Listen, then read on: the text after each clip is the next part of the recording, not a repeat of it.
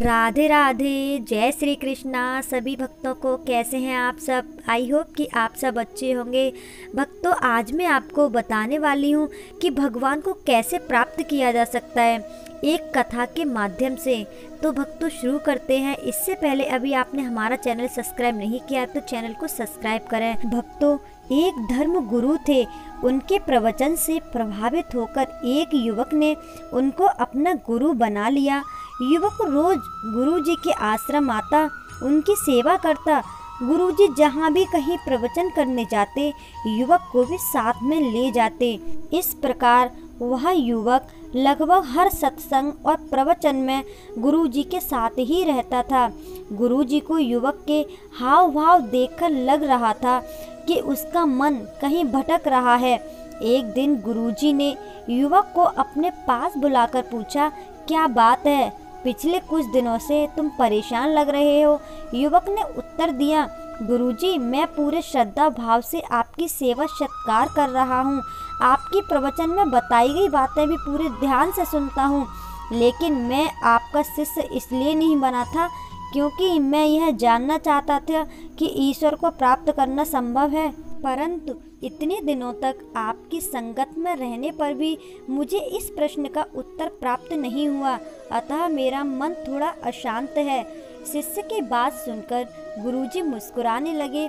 उन्होंने कहा कि पुत्र, इतनी भी क्या जल्दी है?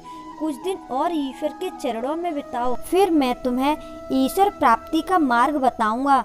कुछ दिन और बीते तो फिर से शिष्य को गुरुजी ने अपने समक्ष पाया। गुरुजी ने पूछा, तुम सचमुच ईश्वर का साक्षात दर्शन करना चाहते हो? युवक ने उत्साहित होकर कहा, जी गुरुजी। गुरुजी ने कहा, ठीक है, आज मैं तुम्हें ईश्वर प्राप्ति का मार्ग बतलाता हूँ, चलो मेरे साथ। गुरुजी अपने शिष्य को लेकर नदी की ओर चल पड़े। नदी के किनारे पहुंचने पर गुरुजी ने अपने शिष्य को गर्दन से पकड़कर उसका मुंह नदी में डुबा दिया। गुरुजी के यूं अचानक डूबने से शिष्य संभल नहीं पाया और पानी से बाहर आने को झटपटाने लगा। कुछ देर युवक को यूं ही डुबाए रखने के बाद गुरुजी ने युवक को छोड़ दिया। युवक ने लंबी सांस ली, फिर गुरुजी की ओर देखा और कहा, गुरुजी, यह आप क्या कर रहे थे? गुरुजी ने मुस्कुराकर पूछा, जब तुम पानी में थे तो क्या सोच रहे थे? तुम्हारे मन को उस समय किसकी आस थी? युवक ने कहा, उस समय तो बस एक कतरा सांस लेने के लिए मैं मरा जा रहा था।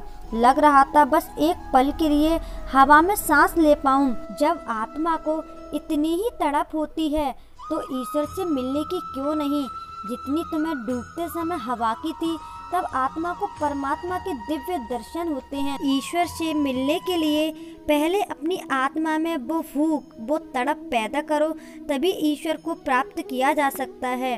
तो भक्तों, ये थी हमारी आज की कथा। कैसी लगी आपको कमेंट बॉक्स में ज़रूर बताइएगा। मिलते हैं आपसे एक और नई कथा के साथ। तब तक के लिए राधे राधे, जय श्री कृष्णा।